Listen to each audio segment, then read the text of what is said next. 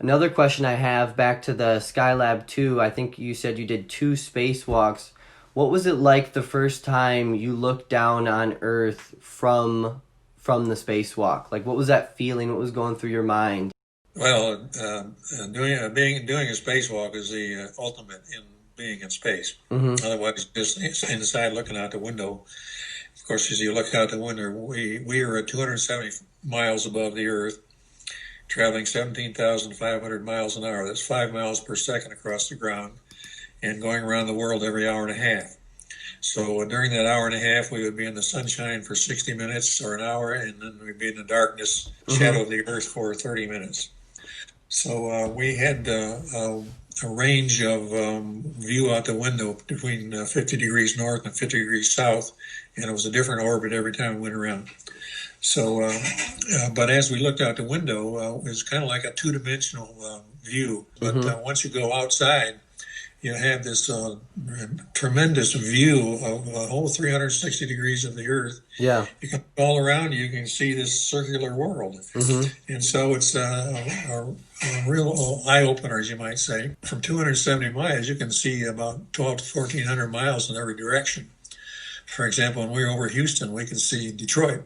When we were going over the East Coast, for example, if we we're coming down on a trajectory over the East Coast, say midway around the Carolinas, Yeah. we could see light at night. We could, on a clear night, we could see lights all the way down to Miami and all the way up to Maine. So you have this tremendous view that you didn't have from inside, and is the most spectacular about being out there.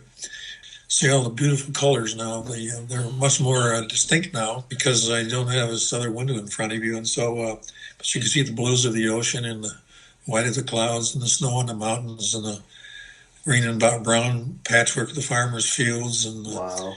beautifully painted deserts, painted just the way a master painter painted them so Mm-hmm. many years ago in their living hues of Mm-hmm. browns and reds and purples, depending on the lighting.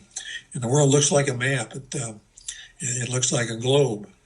And a globe that you might have at home or see in school. But the one thing you can't see on that globe below are the boundaries that separate the countries. You realize they weren't placed there when God created the earth, but they're placed by people in their inability to get along with their neighbors. Mm-hmm. And you have the sense that, wouldn't it be a peaceful world if we could all see it from the way we see it in Earth without those boundaries. I remember on one spacewalk when we would go into the darkness, so we'd be in there for half an hour. And we had lights on the spacecraft to sort of light up the outside. And I was out on the end of the circular telescopes. It looks like a windmill. In the center of that windmill, the windmill parts are solar panels collecting sunlight, turning it into electricity. All electricity generated on the Skylab was by sunlight, and we didn't have any fuel cells on board. But I was out on the end of the windmill-looking thing. That's the telescopes that we used to study the sun. We had 6 different telescopes in different wavelengths that we studied the sun every time we were in the daylight, 2/3 of our orbit. And I was out there changing the film or something in one of the telescopes on the end of this thing. And we went into the darkness. I was hanging on by one foot and doing my changing, and all of a sudden it's dark. Mm. Uh, and all I could see was the stars. The stars don't twinkle in space either because there's no atmosphere to make them twinkle.